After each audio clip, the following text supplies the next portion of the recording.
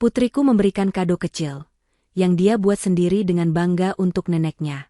Tapi ibu mertuaku hanya diam dan menatap anakku dengan tatapan tajam. Lalu dia berteriak di depan semua orang. Anak dari ibu yang miskin dan tukang selingkuh tidak pantas memanggilku nenek. Pergi kalian.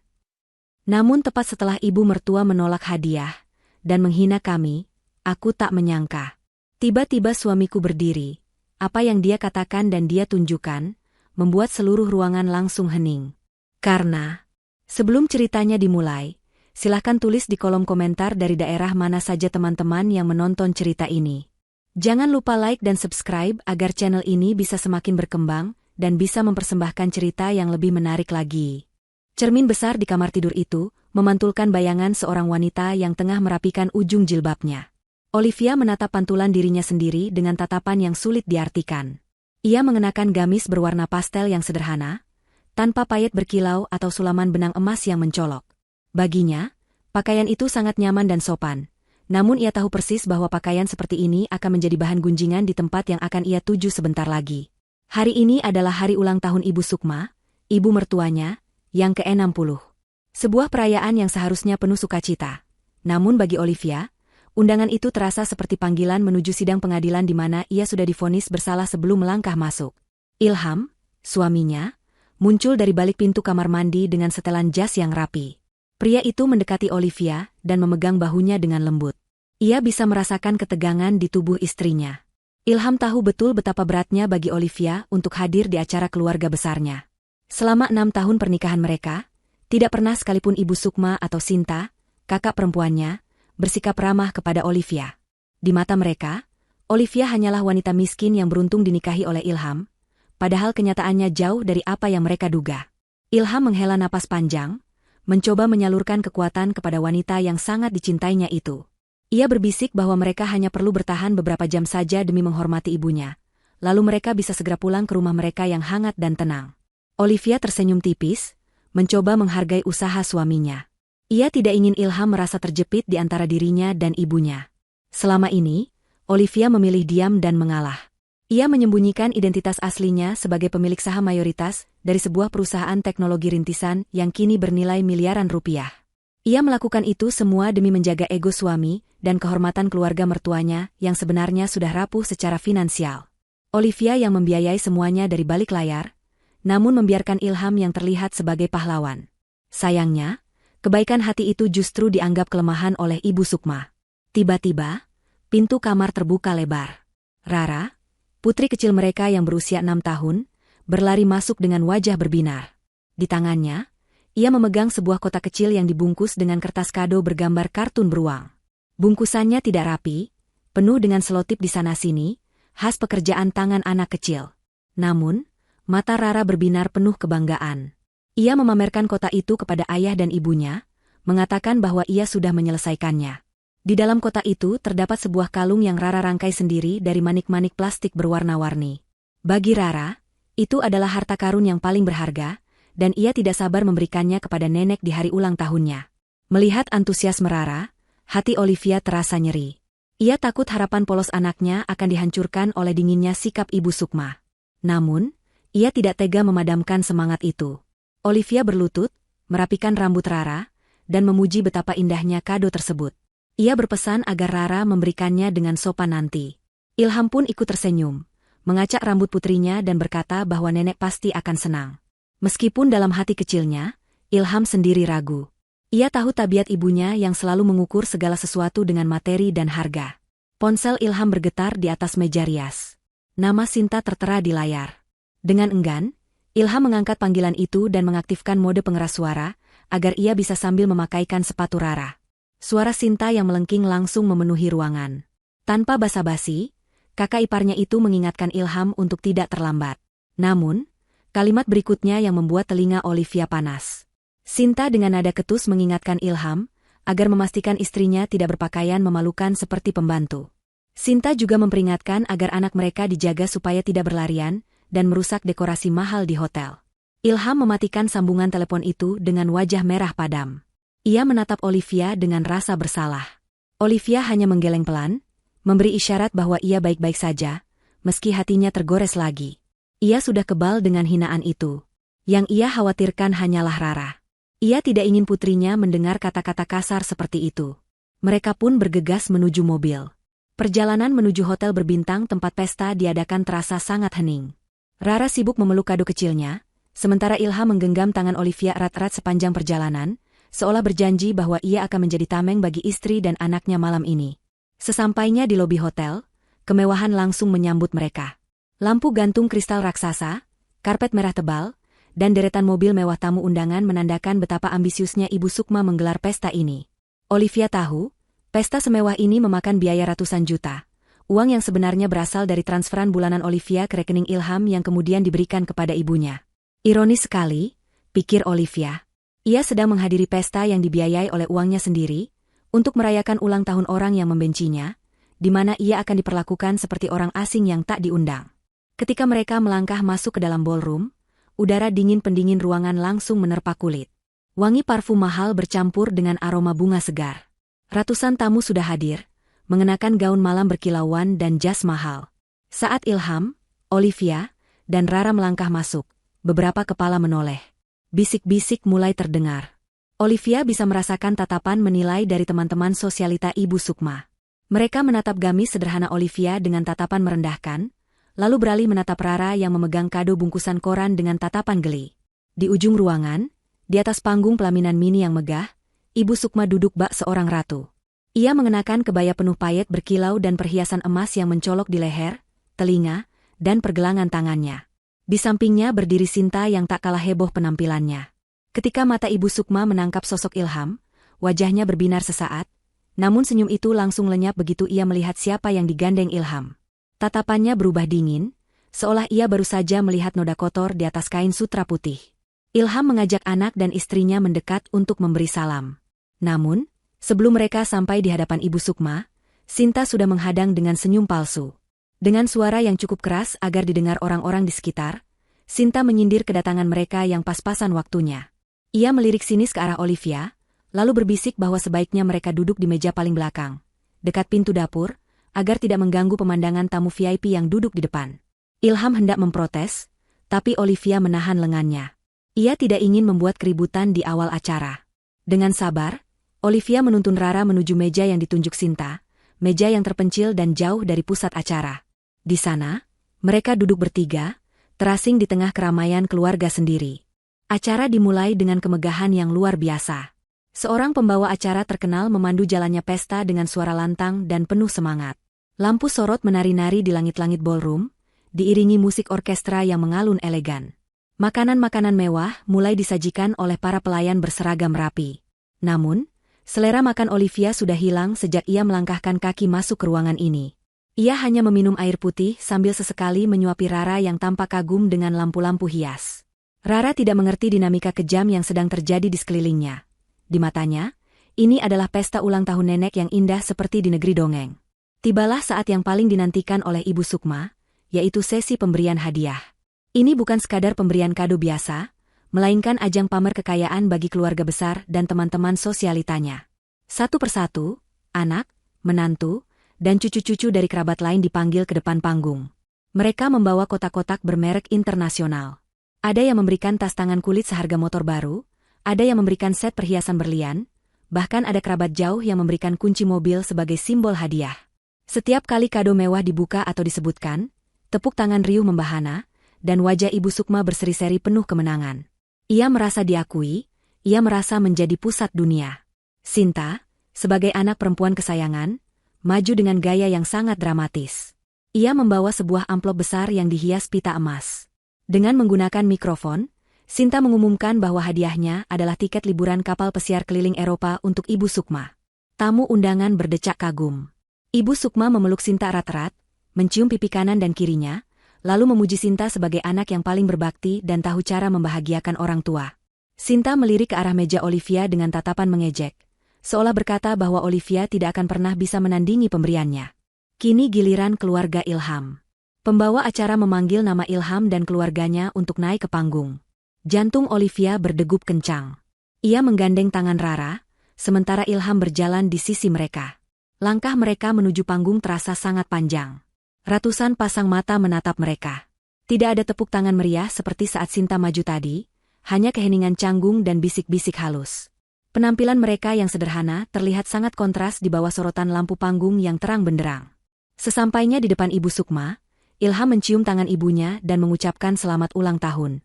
Ibu Sukma hanya mengangguk kaku tanpa menatap mata putranya. Olivia pun melakukan hal yang sama, mencium tangan mertuanya dengan takzim, namun Ibu Sukma segera menarik tangannya kembali seolah-olah ia jijik disentuh oleh Olivia. Hati Olivia mencelos, namun ia tetap mempertahankan senyum sopannya. Ia tidak boleh menangis di sini. Ia harus kuat demi Rara. Rara, yang tidak menyadari penolakan halus itu, melangkah maju dengan semangat. Ia berdiri tepat di depan kursi kebesaran neneknya. Dengan tangan mungilnya, ia menyodorkan kotak kado kecil yang ia bawa sejak dari rumah. Kotak itu terlihat sangat menyedihkan dibandingkan tumpukan kado mewah di meja sebelah. Kertas kadonya sedikit kusut karena dipeluk Rara terus-menerus, dan selotipnya tidak rapi. Namun, bagi Rara, itu berisi cinta yang tulus. Rara mendongak menatap wajah neneknya, lalu berkata dengan suara manis dan polos yang menggema melalui mikrofon yang dipegang pembawa acara di dekatnya. Ia berkata bahwa itu adalah kado spesial untuk nenek. Ia membuatnya sendiri selama 2 hari, karena ia ingin nenek punya kalung yang cantik. Rara tersenyum lebar, menampakkan gigi-giginya yang rapi, menunggu neneknya menerima kado itu dan memeluknya seperti yang ia lihat di film-film kartun. Seluruh ruangan hening menunggu reaksi Ibu Sukma. Ibu Sukma menatap kotak kecil di tangan Rara dengan tatapan yang sulit dilukiskan, campuran antara rasa malu, jijik, dan marah. Ia merasa dipermalukan di depan teman-teman kayanya, karena cucunya memberinya sampah. Bukannya menerima kado itu, Ibu Sukma justru mendengus kasar. Ia menatap Rara dengan tajam, lalu dengan gerakan tangan yang cepat dan kasar, ia menepis tangan mungil cucunya. Kotak kado itu terlempar dari tangan Rara. Kotak itu jatuh ke lantai panggung yang keras, terbuka, dan isinya berhamburan keluar. Kalung manik-manik plastik berwarna-warni itu putus, butir-butir manik menggelinding ke segala arah di bawah kaki Ibu Sukma. Suara manik-manik yang beradu dengan lantai terdengar jelas, di tengah keheningan ruangan yang mencekam. Senyum di wajah Rara lenyap seketika. Bibirnya mulai bergetar. Ia menatap manik-manik hasil kerja kerasnya yang kini berserakan di lantai seperti sampah. Ia menatap neneknya dengan tatapan bingung dan terluka, tidak mengerti mengapa neneknya membuang hadiahnya. Air mata mulai menggenang di pelupuk mata Rara yang bulat. Olivia terkesiap. Naluri keibuannya menjerit.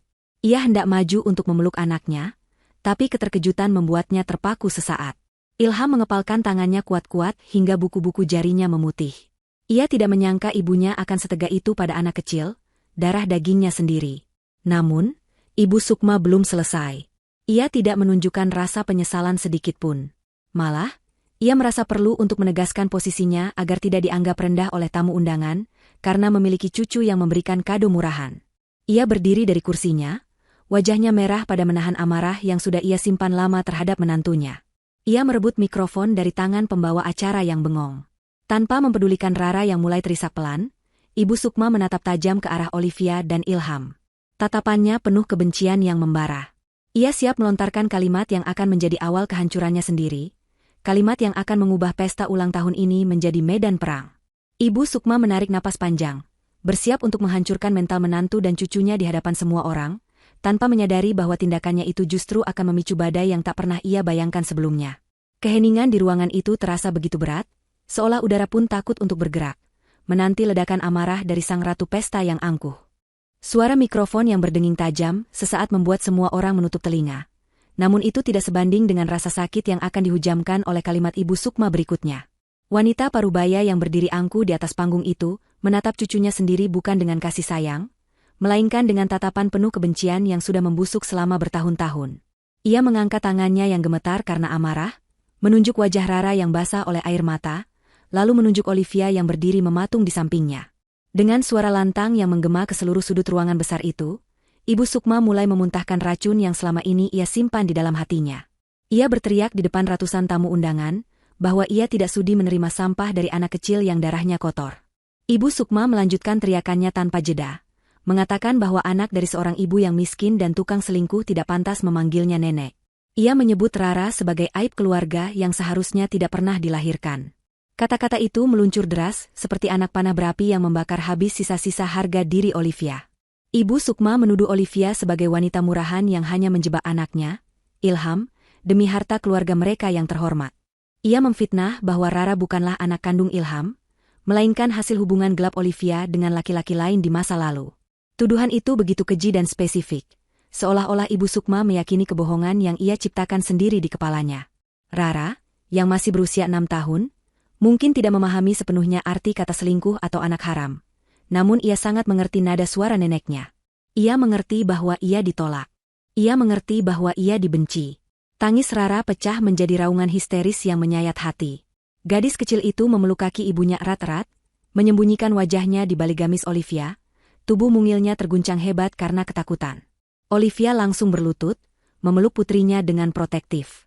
Ia menutup telinga Rara dengan kedua tangannya, berusaha menghalangi suara jahat neneknya masuk ke dalam memori anak itu, meskipun ia tahu semuanya sudah terlambat. Hati Olivia hancur berkeping-keping melihat anaknya diperlakukan lebih rendah daripada binatang di hadapan keluarga ayahnya sendiri. Suasana di dalam ballroom berubah menjadi sangat tidak nyaman. Ratusan tamu undangan yang tadinya menikmati pesta kini terdiam kaku. Namun, bukannya membela, mayoritas dari mereka justru mulai berbisik-bisik sambil menatap Olivia dengan pandangan merendahkan. Desas-desus mulai menjalar cepat seperti api di padang rumput kering. Mereka yang tidak mengenal Olivia langsung mempercayai ucapan Ibu Sukma. Mereka berbisik bahwa pantas saja penampilan Olivia begitu kampungan, ternyata dia memang wanita tidak benar. Tatapan jijik dan sinis kini tertuju pada Olivia dari segala penjuru ruangan. Olivia merasa telanjang di tengah keramaian, dihakimi tanpa diberi kesempatan membela diri. Di sudut panggung, Sinta tersenyum puas. Ia berdiri di belakang ibunya dengan tangan bersedekap, menikmati pertunjukan yang sudah lama ia rancang. Dialah yang selama ini menanamkan benih keraguan di hati ibunya. Dialah yang mengedit foto-foto palsu dan menyebarkan rumor bohong tentang Olivia. Melihat Olivia dipermalukan sehina ini adalah kemenangan besar baginya. Sinta bahkan berpura-pura prihatin dengan menggeleng-gelengkan kepalanya, seolah membenarkan bahwa adiknya, Ilham, memang telah salah memilih istri. Sinta merasa posisinya sebagai pewaris tunggal kasih sayang dan harta ibunya kini, semakin aman tanpa gangguan dari benalu seperti Olivia dan anaknya. Ibu Sukma belum puas. Ia kembali berteriak mengusir mereka. Ia mengatakan agar Olivia membawa pergi anak haram itu dari pandangannya, sebelum ia memanggil satpam untuk menyeret mereka keluar seperti pengemis. Ia menegaskan bahwa pesta ini hanya untuk orang-orang terhormat, bukan tempat penampungan bagi penipu miskin. Kata-kata kasar itu terus keluar tanpa henti, memukul mental Olivia bertubi-tubi. Olivia sudah tidak tahan lagi. Air matanya menetes, bukan karena ia lemah, tapi karena ia marah. Ia bangkit berdiri, menggendong Rara yang masih menangis, dan berniat untuk segera pergi dari neraka dunia ini. Ia menarik lengan baju Ilham, mengajak suaminya untuk keluar saat itu juga. Ia tidak butuh pengakuan dari orang-orang gila ini. Namun, sesuatu yang tidak terduga terjadi. Saat Olivia menarik tangan suaminya, tubuh Ilham tidak bergeming sedikitpun. Pria itu berdiri kokoh seperti batu karang yang menahan ombak. Cengkeraman tangan Ilham pada lengan Olivia terasa begitu kuat, namun tidak menyakiti. Tangan Ilham yang satunya lagi mengepal sangat keras hingga urat-urat di punggung tangannya menonjol keluar. Wajah Ilham yang biasanya tenang dan sabar kini berubah menjadi merah padam. Rahangnya mengeras, matanya menatap tajam ke arah ibunya dengan sorot mata yang belum pernah dilihat Olivia seumur hidup pernikahannya. Ilham tidak melangkah mundur.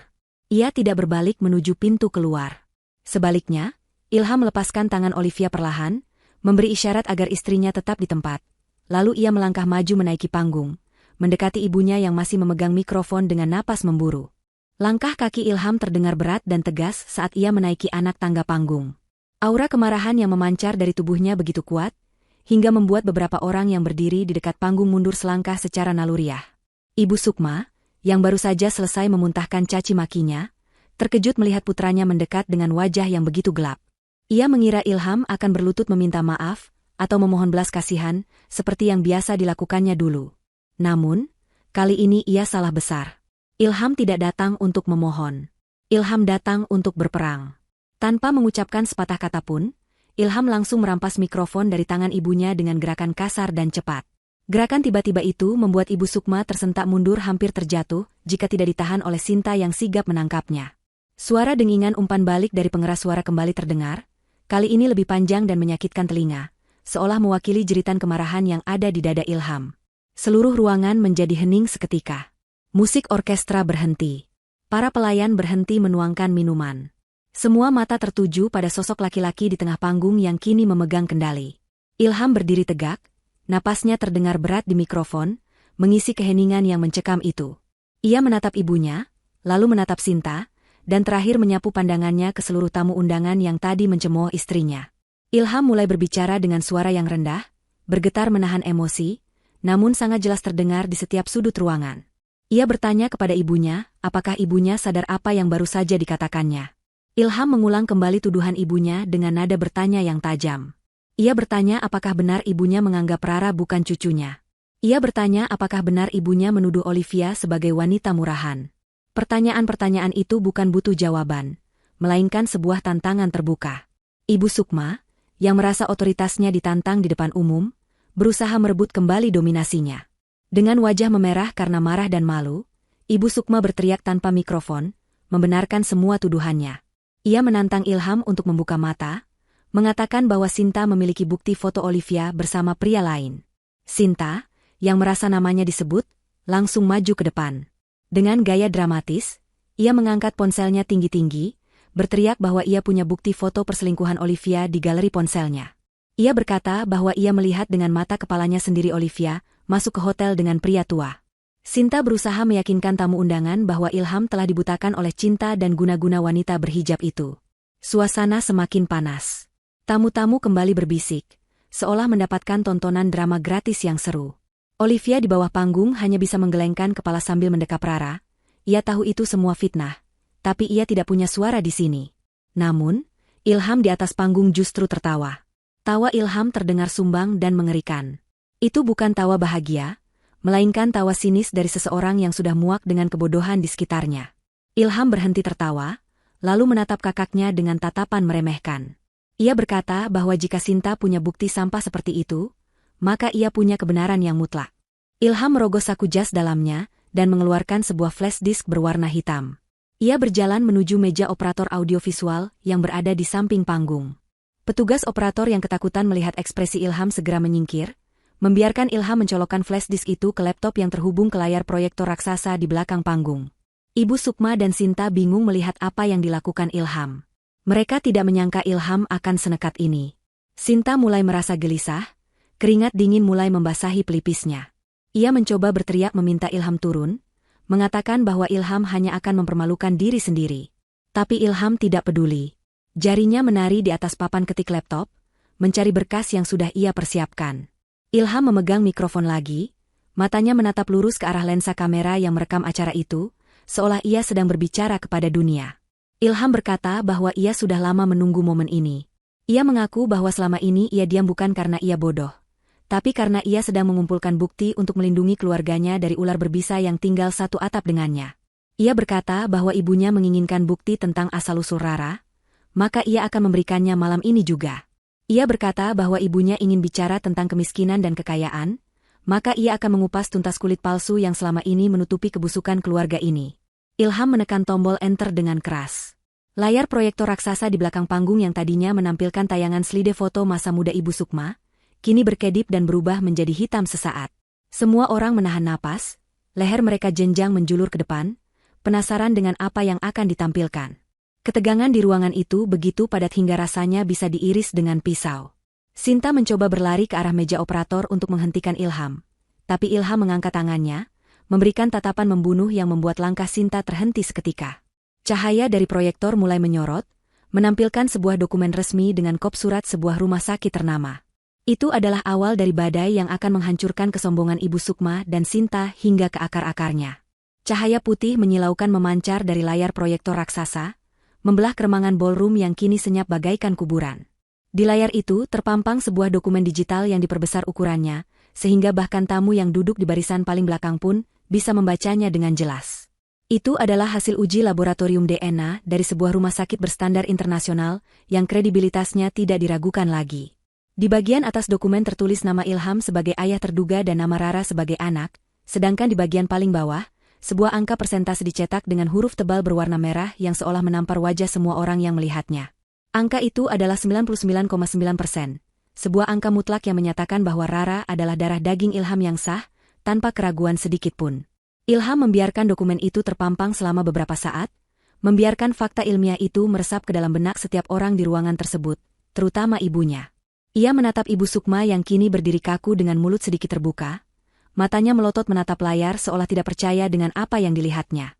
Ilham kemudian berbicara dengan suara yang tenang namun menusuk tulang, menjelaskan bahwa ia melakukan tes ini bukan karena ia meragukan kesetiaan Olivia, melainkan karena hasutan jahat yang setiap hari ditiupkan oleh Sinta ke telinganya dan telinga ibunya. Ia menceritakan bagaimana ia harus mengambil helai rambut putrinya sendiri secara diam-diam saat Rara tertidur, sebuah tindakan yang membuatnya merasa jijik pada dirinya sendiri, karena sempat membiarkan racun keraguan keluarganya mempengaruhi pikirannya. Ilham menegaskan bahwa hasil tes ini adalah bukti nyata betapa busuknya hati mereka yang tega menuduh seorang anak kecil yang tidak berdosa sebagai anak haram, hanya demi memuaskan ego kebencian mereka. Namun Ilham belum selesai.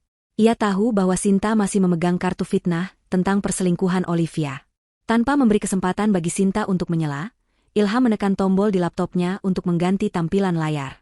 Gambar hasil tes DNA menghilang, digantikan oleh sebuah tampilan antarmuka aplikasi pesan singkat yang sangat familiar bagi semua orang.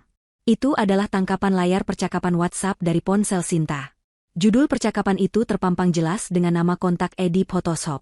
Gumam kaget mulai terdengar dari para tamu undangan ketika mereka membaca isi pesan yang ditampilkan secara berurutan di layar besar tersebut. Dalam percakapan itu, terlihat jelas pesan dari Sinta yang mengirimkan foto wajah Olivia yang diambil dari media sosial, lalu mengirimkan foto seorang pria tua tak dikenal di sebuah lobi hotel. Di bawah foto-foto itu, Sinta mengetik instruksi yang sangat spesifik dan kejam. Ia meminta orang bernama Edi itu untuk mengedit wajah Olivia agar terlihat seolah-olah sedang merangkul pria tua tersebut, dan Sinta meminta agar hasilnya terlihat senyata mungkin agar bisa digunakan untuk menghasut Ilham menceraikan istrinya. Tanggal pengiriman pesan itu tertera jelas, yaitu 2 minggu sebelum pesta ulang tahun ini diadakan, membuktikan bahwa ini adalah rencana yang sudah disusun dengan matang dan penuh niat jahat. Sinta, yang melihat kejahatannya ditelanjangi di depan ratusan orang, menjerit histeris. Wajahnya pucat pasi seperti mayat. Ia berlari ke tengah panggung, berteriak bahwa semua itu bohong dan rekayasa komputer yang dibuat Ilham. Ia berusaha menutupi layar proyektor dengan tubuhnya, seolah-olah tindakannya itu bisa menghapus kebenaran yang sudah terlanjur dilihat oleh semua orang. Namun, usaha Sinta sia-sia. Tamu undangan kini menatapnya dengan pandangan jijik. Bisik-bisik yang tadinya menyudutkan Olivia kini berbalik menyerang Sinta. Mereka menyebut Sinta sebagai kakak ipar yang jahat, ular berbisa, dan wanita tak tahu malu yang tega memfitnah adik iparnya sendiri dengan cara yang begitu kotor. Ilham menatap kakaknya dengan tatapan dingin tanpa belas kasihan.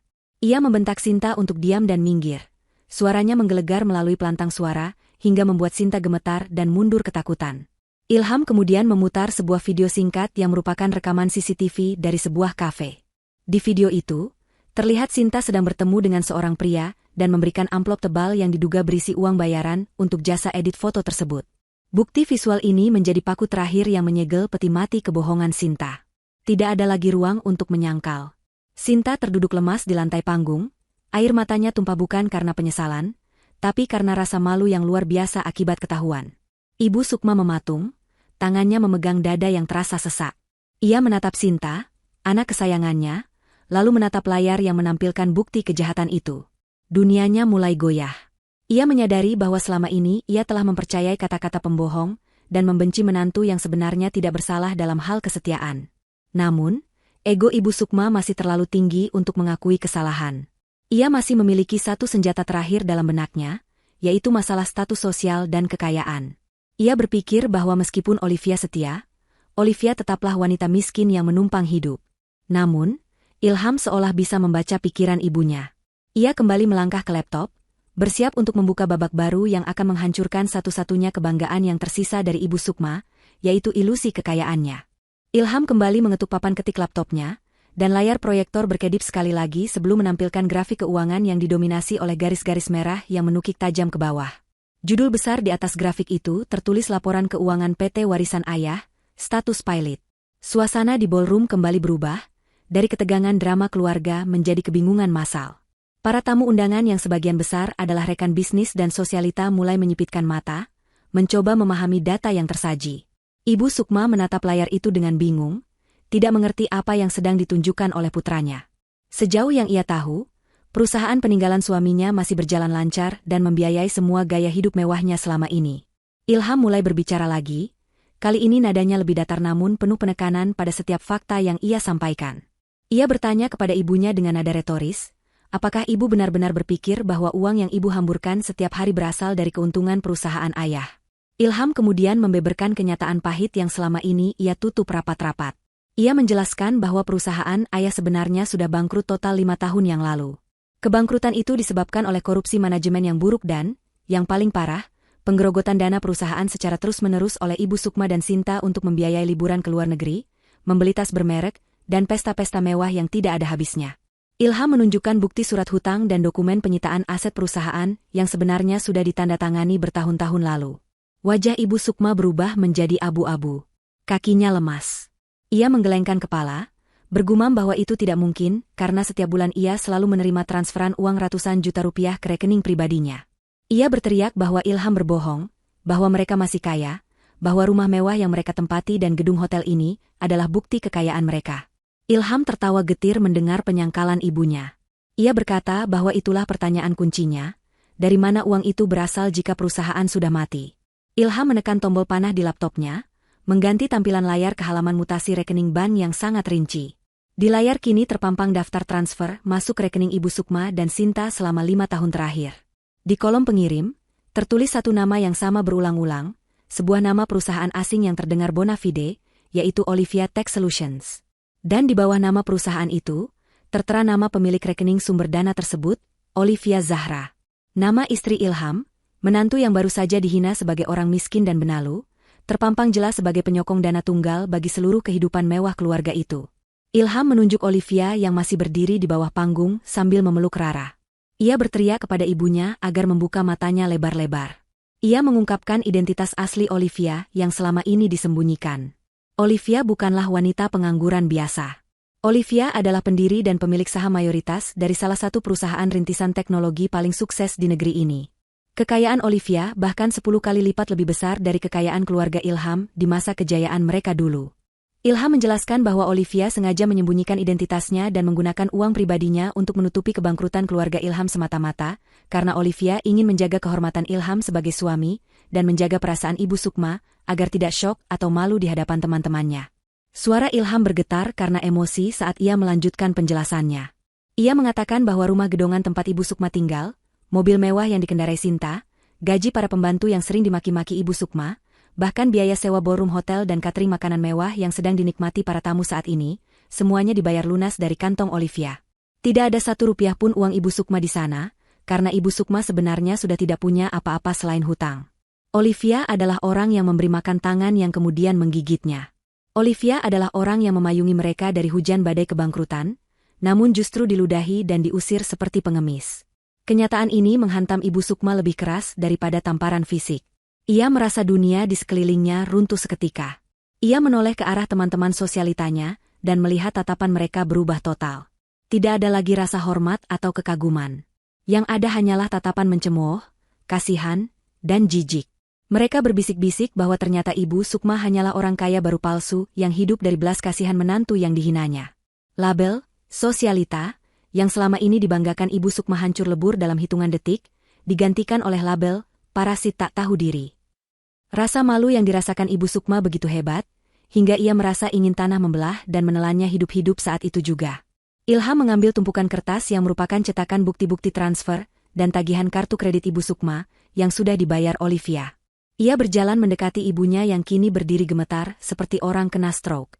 Dengan gerakan penuh kemarahan, Ilham melemparkan tumpukan kertas itu ke udara, membiarkannya berhamburan menghujani wajah Ibu Sukma dan Sinta. Kertas-kertas putih itu melayang-layang jatuh ke lantai panggung, menjadi saksi bisu betapa besarnya pengorbanan Olivia yang dibalas dengan air tuba. Ilham menatap ibunya tepat di manik matanya dan mengucapkan kalimat yang mematikan, bahwa mulai detik ini, keran uang itu ditutup selamanya. Ia menyatakan bahwa Ibu Sukma telah menghina satu-satunya orang yang menyelamatkan hidupnya, dan kini Ibu Sukma harus menanggung akibatnya. Ilham mempersilakan ibunya untuk membayar sendiri biaya pesta ratusan juta ini, jika memang ia merasa dirinya orang kaya yang terhormat, karena Olivia tidak akan mengeluarkan sepeser pun lagi untuk membiayai kesombongan yang menghancurkan hatinya sendiri. Kertas-kertas bukti transfer yang dilemparkan Ilham masih melayang-layang di udara sebelum akhirnya mendarat berserakan di lantai panggung, menutupi sepatu hak tinggi mahal milik Ibu Sukma. Suasana di dalam ballroom hotel berbintang itu kini berubah drastis. Seolah-olah gravitasi bumi telah bergeser dan memutarbalikkan posisi setiap orang di dalamnya.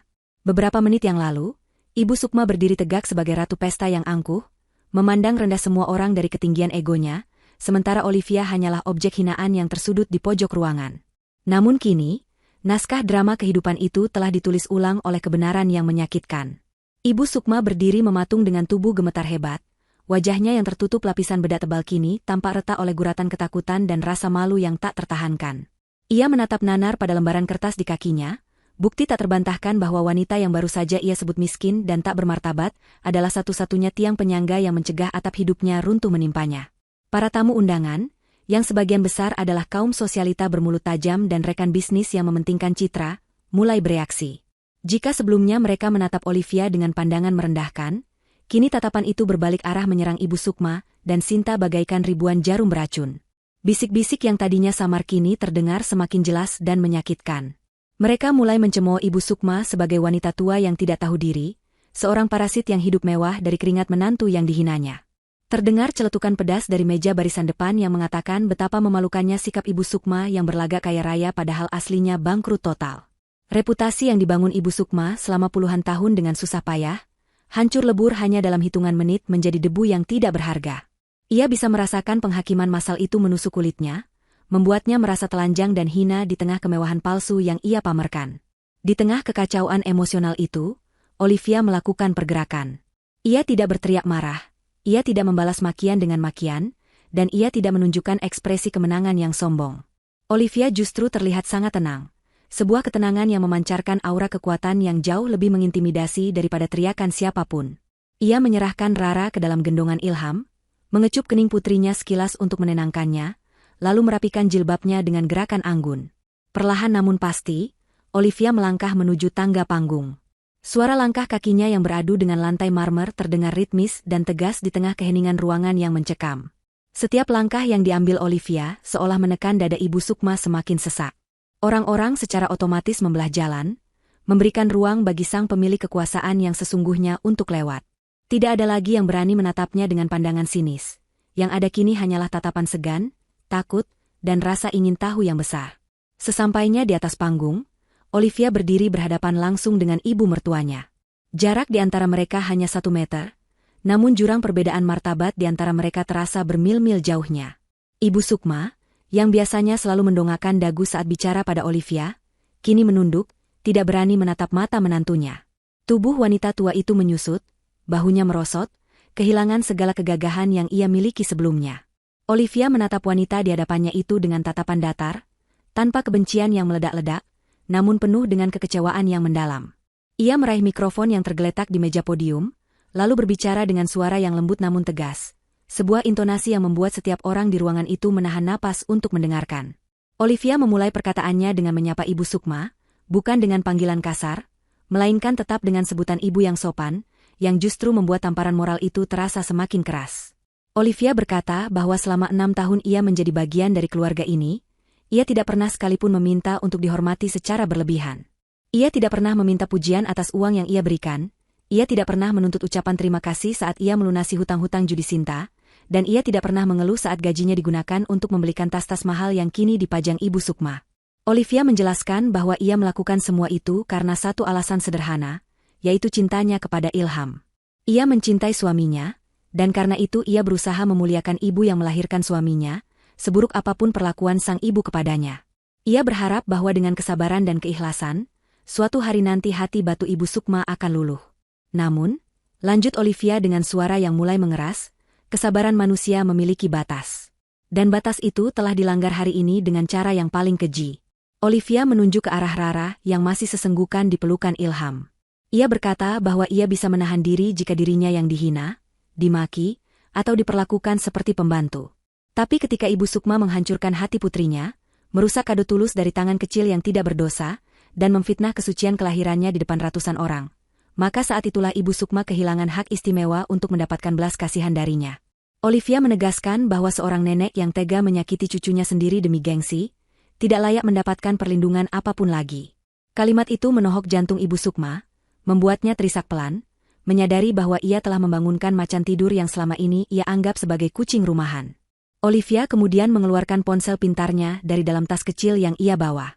Layar ponsel itu menyala terang di tangannya. Ia berkata kepada semua orang bahwa pesta ini, kemewahan ini, dan status sosial palsu ini harus diakhiri sekarang juga.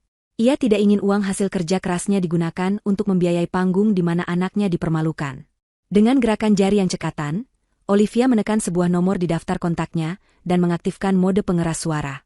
Ia mendekatkan ponsel itu ke mikrofon agar seluruh ruangan bisa mendengar percakapan yang akan terjadi. Terdengar nada sambung 2 kali, sebelum akhirnya suara berat seorang pria menjawab di ujung sana. Itu adalah suara Pak Hadi, pengacara sekaligus manajer keuangan pribadi Olivia. Tanpa basa-basi, Olivia memberikan instruksi yang jelas dan mematikan. Ia meminta Pak Hadi untuk memblokir semua akses kartu kredit tambahan yang dipegang oleh Ibu Sukma dan Sinta detik ini juga.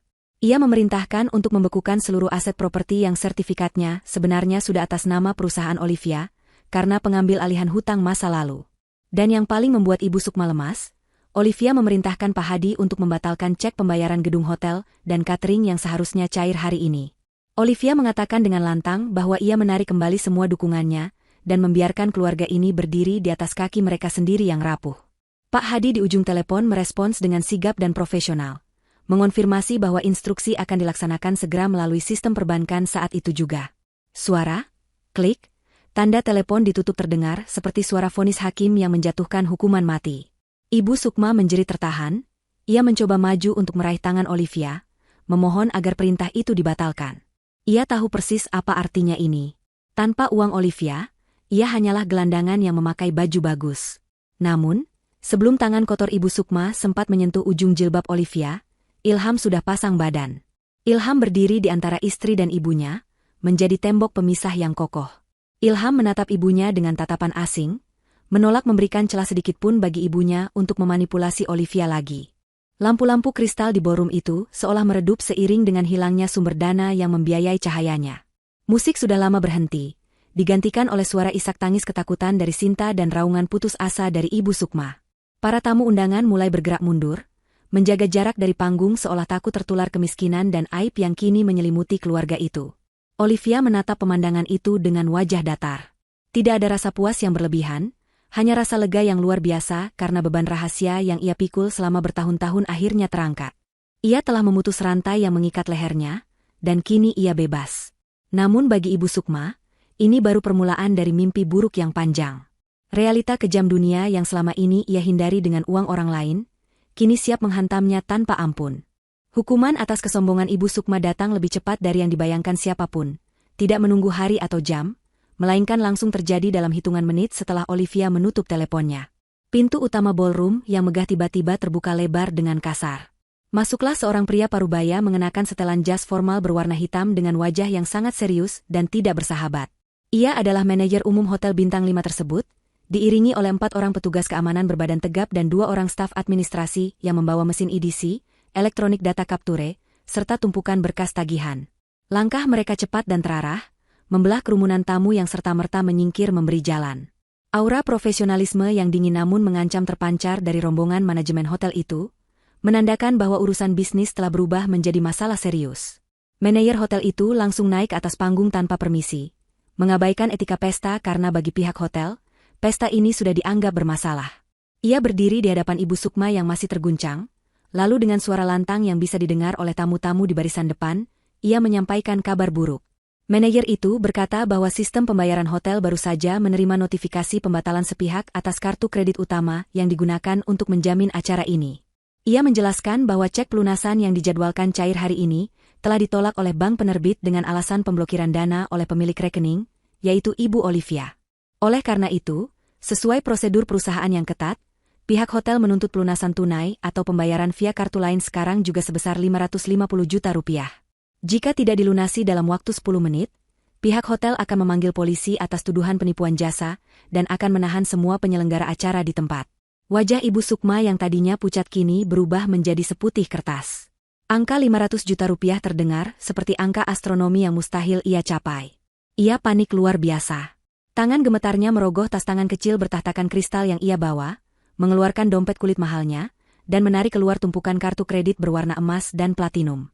Dengan histeris, ia menyodorkan kartu-kartu itu kepada manajer hotel, berteriak bahwa ia akan membayarnya, bahwa ia orang kaya dan tidak mungkin menipu. Staf hotel dengan sigap menerima kartu itu, dan menggeseknya di mesin edisi yang mereka bawa. Semua mata tertuju pada layar kecil mesin tersebut, menunggu vonis elektronik yang akan keluar. Mesin itu berbunyi beep panjang yang menyakitkan. Staf hotel menggelengkan kepala dan mengatakan, "Declinet," atau ditolak. Ibu Sukma berteriak menyuruh coba lagi dengan kartu yang lain. Kartu kedua digesek.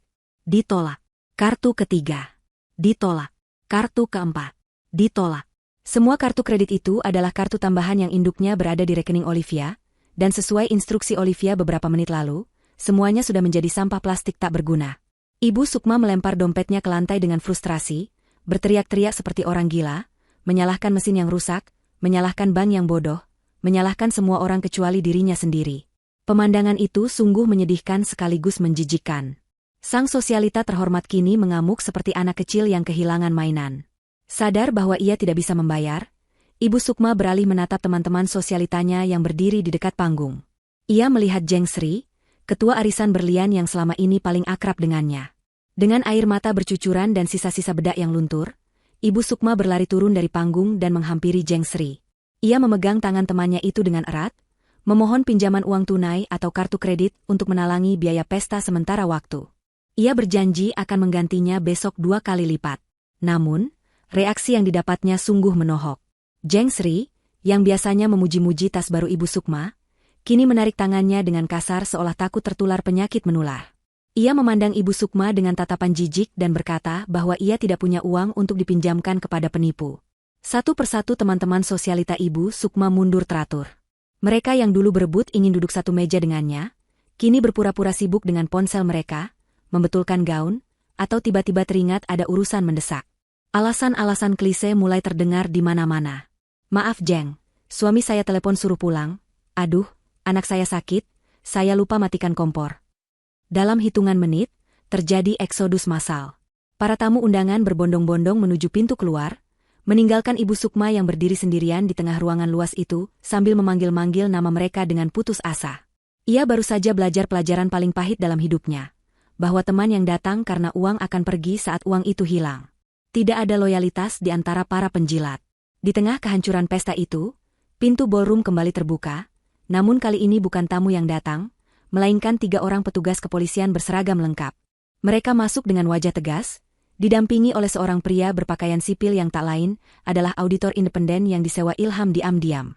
Polisi itu tidak menuju ke arah Ibu Sukma, melainkan langsung menuju ke arah Sinta yang sedang berusaha menyelinap kabur lewat pintu samping dapur. Salah satu polisi berteriak memanggil nama Sinta, memerintahkannya untuk berhenti. Sinta membeku, kakinya gemetar hebat hingga ia tidak sanggup melangkah lagi. Polisi itu mendekat dan membacakan surat perintah penangkapan. Sinta didakwa atas kasus penggelapan dana perusahaan, pemalsuan dokumen keuangan, dan penipuan terencana yang telah dilaporkan oleh Ilham berdasarkan bukti-bukti audit forensik yang lengkap. Ternyata, selama ini Sinta bukan hanya memalak uang Olivia, tapi juga mencuri sisa-sisa aset perusahaan lama ayahnya dengan memalsukan tanda tangan Ilham. Sinta menjerit histeris saat borgol besi yang dingin dikunci di kedua pergelangan tangannya. Ia meronta-ronta, berteriak memanggil ibunya, memohon tolong agar Ibu Sukma membebaskannya. "Ibu, tolong Sinta, Bu, jangan biarkan mereka bawa Sinta." Teriakannya menggema mengerikan di ruangan yang kini hampir kosong itu. Ibu Sukma, yang melihat putri kesayangannya digelandang polisi seperti kriminal kelas teri, jatuh terduduk di lantai. Kakinya tidak lagi sanggup menopang berat tubuh dan beban kenyataan yang menghimpitnya. Ia ingin menolong Sinta, tapi ia sendiri tidak berdaya.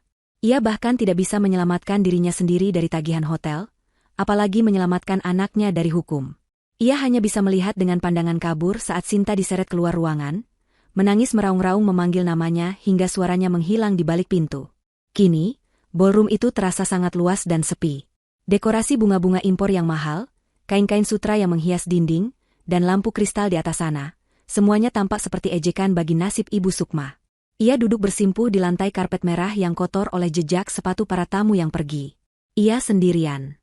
Benar-benar sendirian. Tidak ada anak emasnya, tidak ada teman sosialitanya, tidak ada uang, dan tidak ada harga diri. Di kejauhan, di dekat pintu keluar, ia melihat Ilham, Olivia, dan Rara berdiri melihatnya. Itu adalah satu-satunya harapan terakhirnya.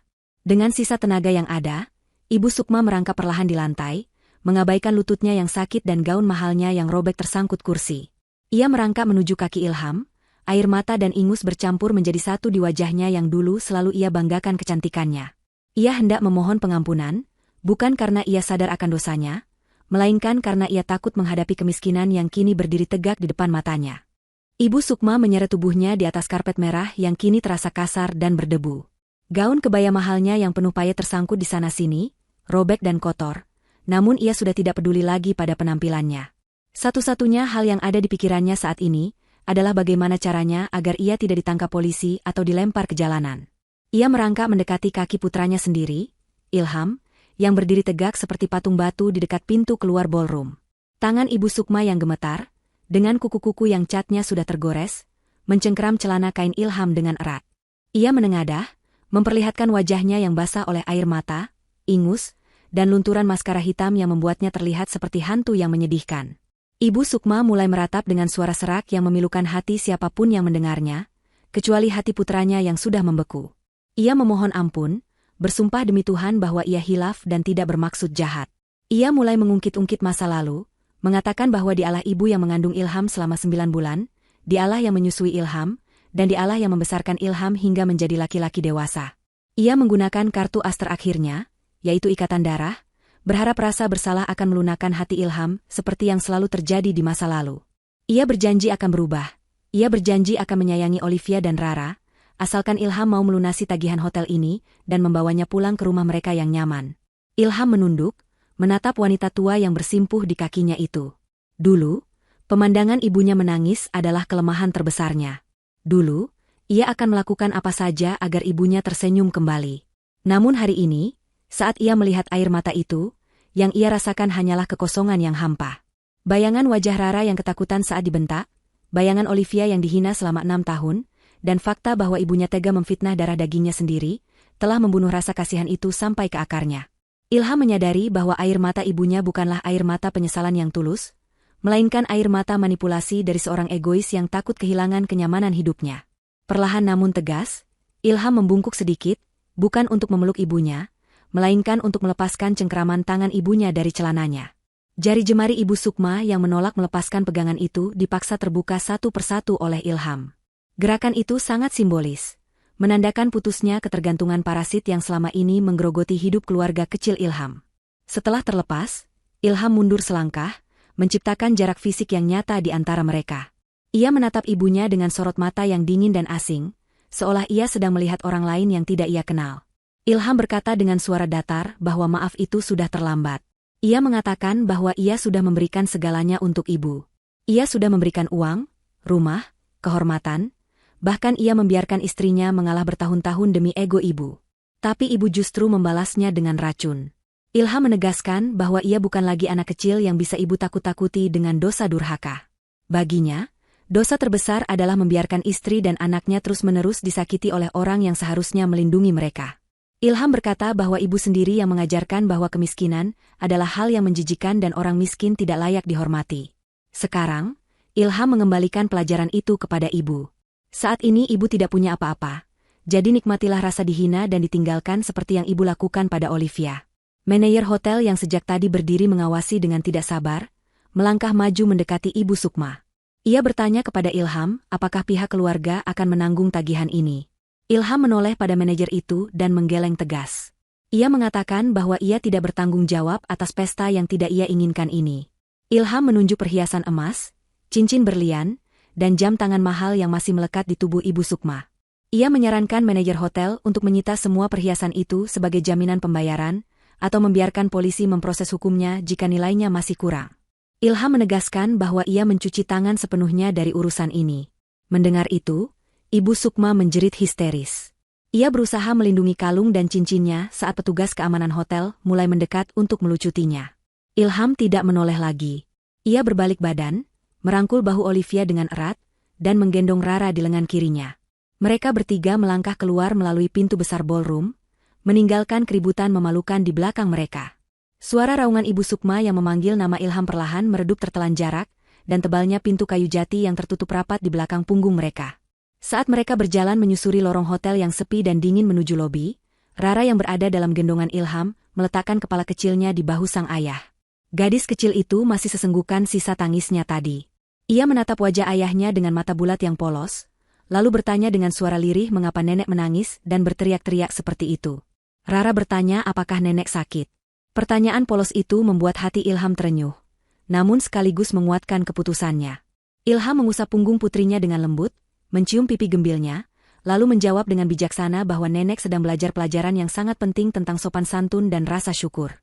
Ia berkata bahwa mulai sekarang, tidak akan ada lagi yang berani menyakiti Rara, dan mereka akan hidup tenang tanpa gangguan nenek lagi. Olivia menggenggam tangan Ilham semakin erat, menyalurkan rasa terima kasih tanpa kata. Malam itu, di bawah langit kota yang gelap, mereka melangkah menuju mobil dengan perasaan lega yang luar biasa, seolah baru saja terbebas dari penjara yang mengurung jiwa mereka selama bertahun-tahun. 6 bulan telah berlalu sejak malam bencana di pesta ulang tahun itu, dan roda kehidupan telah berputar 180 derajat bagi semua orang yang terlibat. Di sebuah kawasan perumahan elit yang tenang dan asri, sinar matahari pagi menerobos masuk melalui jendela kaca besar di sebuah rumah bergaya minimalis modern. Di dapur yang bersih dan hangat, Olivia sedang menyiapkan sarapan nasi goreng kesukaan Rara, sementara Ilham sedang menyeduh kopi sambil membaca berita di tabletnya. Suara tawa Rara terdengar dari ruang tengah. Gadis kecil itu sedang bermain dengan kucing Persia baru yang mereka adopsi. Tidak ada lagi teriakan, tidak ada lagi sindiran pedas, dan tidak ada lagi ketegangan yang membuat dada sesak. Rumah ini adalah istana pribadi mereka yang dibeli dengan uang hasil kerja keras Olivia. Sebuah tempat di mana mereka bisa menjadi diri sendiri, tanpa harus berpura-pura miskin atau menyembunyikan kesuksesan. Bisnis teknologi milik Olivia semakin meroket pasca kejadian itu. Setelah ia memutuskan untuk berhenti menutupi identitasnya, banyak investor yang justru semakin kagum dengan kepribadiannya yang rendah hati namun tegas. Ilham kini telah mengundurkan diri dari pekerjaan lamanya yang stagnan, dan mulai membantu Olivia mengelola operasional perusahaan. Hubungan mereka sebagai suami istri semakin kuat dan harmonis, karena tidak ada lagi rahasia atau benalu yang menghalangi komunikasi mereka. Mereka sering menghabiskan akhir pekan dengan berkebun atau jalan-jalan ke taman kota bersama Rara, menikmati kebahagiaan sederhana yang dulu terasa mahal karena selalu dirusak oleh tuntutan Ibu Sukma. Sementara itu, nasib Sinta berakhir tragis di balik jeruji besi. Proses hukum berjalan cepat karena bukti-bukti yang diserahkan Ilham sangat lengkap dan tak terbantahkan. Sinta divonis hukuman penjara selama 4 tahun atas kasus penggelapan dana dan penipuan berlapis. Di dalam sel penjara yang sempit, lembab, dan berbau apek, Sinta harus tidur berhimpitan dengan narapidana lain yang kasar. Kulitnya yang dulu mulus karena perawatan mahal kini kusam dan penuh bekas gigitan nyamuk. Tidak ada lagi salon, tidak ada lagi tas bermerek, dan tidak ada lagi pujian palsu. Ia menghabiskan hari-harinya dengan menangisi nasib dan menyalahkan semua orang. Namun jauh di lubuk hatinya, ia tahu bahwa keserakahannya lah yang membawanya ke tempat hina ini. Suaminya telah menceraikannya seminggu setelah vonis dijatuhkan, dan tidak ada satupun teman sosialitanya yang datang menjenguk. Ia benar-benar sendirian membusuk dalam penyesalan. Namun, karma yang paling menyakitkan justru dialami oleh Ibu Sukma. Setelah semua asetnya disita oleh bank dan pihak hotel untuk melunasi hutang pesta dan tunggakan kartu kredit, ia terusir dari rumah mewahnya tanpa membawa apa-apa selain beberapa potong pakaian bekas. Teman-teman sosialitanya memblokir nomor teleponnya, dan saudara-saudara jauhnya menutup pintu karena takut dimintai uang. Kini, Ibu Sukma tinggal di sebuah kontrakan petak sempit di gang kumuh pinggiran kota. Atap seng kontrakan itu bocor saat hujan dan terasa seperti oven saat matahari terik. Dindingnya tipis, sehingga ia bisa mendengar suara pertengkaran tetangga dan tangisan bayi sepanjang malam yang membuatnya tidak bisa tidur. Untuk menyambung hidup, wanita yang dulu jijik menyentuh debu itu, kini harus bekerja sebagai buruh cuci gosok bagi tetangga-tetangganya yang kasar. Tangan halusnya kini kasar dan pecah-pecah karena deterjen murah. Punggungnya yang tua sering sakit, karena harus membungkuk berjam-jam mencuci pakaian kotor orang lain. Setiap kali ia berjalan ke warung untuk membeli beras literan, ia sering mendengar orang-orang berbisik mencemoohnya sebagai nenek gila hormat yang kualat. Penghinaan yang dulu sering ia lontarkan kepada Olivia, kini berbalik menghantam wajahnya setiap hari dengan intensitas yang lebih parah.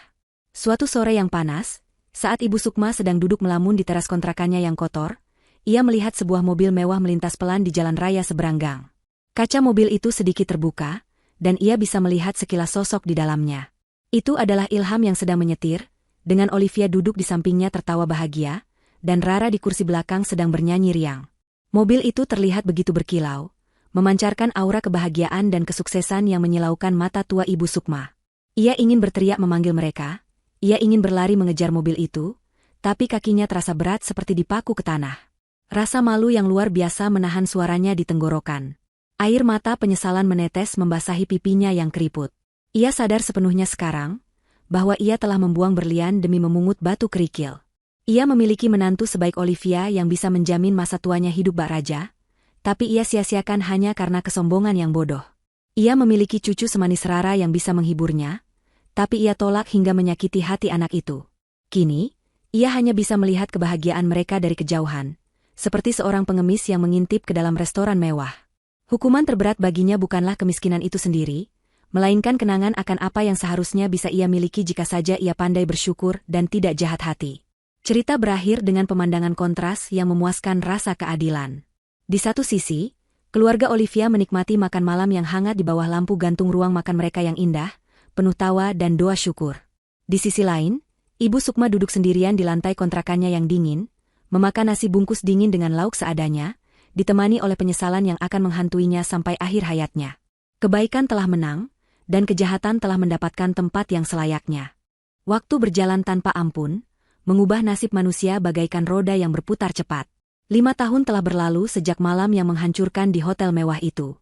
Di sebuah galeri seni bergengsi di pusat kota Jakarta, kerumunan wartawan dan pencinta seni sedang berkumpul. Spanduk besar terpampang di depan gedung bertuliskan pameran tunggal seniman cilik, Rara Anindya. Rara, yang kini berusia 11 tahun, tumbuh menjadi gadis yang cerdas, cantik, dan sangat berbakat. Lukisan-lukisannya yang bernilai seni tinggi menjadi sorotan utama, dan hasil penjualan tiket pameran hari ini akan disumbangkan sepenuhnya untuk panti asuhan, sebuah nilai kepedulian yang ditanamkan oleh ibunya sejak dini. Di tengah kerumunan itu, Olivia dan Ilham berdiri mendampingi putri mereka dengan wajah berbinar bangga. Olivia kini bukan hanya dikenal sebagai pengusaha teknologi sukses, tetapi juga filantropis yang dihormati banyak orang. Penampilannya tetap sederhana dengan balutan busana muslim yang elegan, namun aura wibawanya membuat siapapun segan. Ilham tampak lebih gagah dan matang. Ia telah membuktikan dirinya sebagai pendamping yang setara dan suportif bagi istrinya. Mereka berdua memegang tangan Rara saat gadis kecil itu memotong pita peresmian, disambut tepuk tangan riuh yang tulus. Sangat berbeda dengan tepuk tangan palsu di pesta ulang tahun 5 tahun lalu. Sementara itu, di seberang jalan raya, di balik sebuah pohon pelindung yang rindang, seorang wanita tua dengan pakaian lusuh dan rambut memutih yang kusut sedang berdiri mematung. Kulitnya terbakar matahari, tubuhnya kurus kering tinggal tulang, dan di tangannya ia memegang sebuah karung plastik berisi botol-botol bekas. Itu adalah Ibu Sukma. Selama 5 tahun ini, kehidupan jalanan telah menggerogoti sisa-sisa kemanusiaannya. Ia hidup berpindah-pindah dari satu kolong jembatan ke kolong jembatan lain, mengais rezeki dari sisa sampah orang lain. Tidak ada lagi teman arisan, tidak ada lagi Sinta yang masih mendekam di penjara, dan tidak ada lagi harga diri. Mata rabun Ibu Sukma menatap nanar ke arah gedung galeri. Ia melihat spanduk wajah cucunya. Ia mengenali senyum itu, senyum yang dulu ia hina dan ia tolak. Hatinya bergetar hebat. Rasa rindu bercampur penyesalan yang teramat dalam menyeruak di dadanya. Ia melihat Ilham, putranya, berjalan keluar gedung menuju mobil mewah yang sudah menunggu di lobi. Dorongan hati yang tak terbendung membuat Ibu Sukma nekat melangkah menyeberangi jalan, mengabaikan klakson kendaraan yang memaki-makinya. Ia ingin sekali saja memanggil nama anaknya, ingin sekali saja mendengar suara Ilham memanggilnya, Ibu. Namun, langkah Ibu Sukma terhenti oleh seorang petugas keamanan berbadan tegap yang menghalanginya mendekat ke area VIP. Petugas itu membentak Ibu Sukma, mengira ia adalah pengemis yang hendak mengganggu tamu penting. Keributan kecil itu menarik perhatian Ilham. Ilham menoleh dan tatapan matanya bertemu langsung dengan mata ibunya. Waktu seolah berhenti berputar. Ibu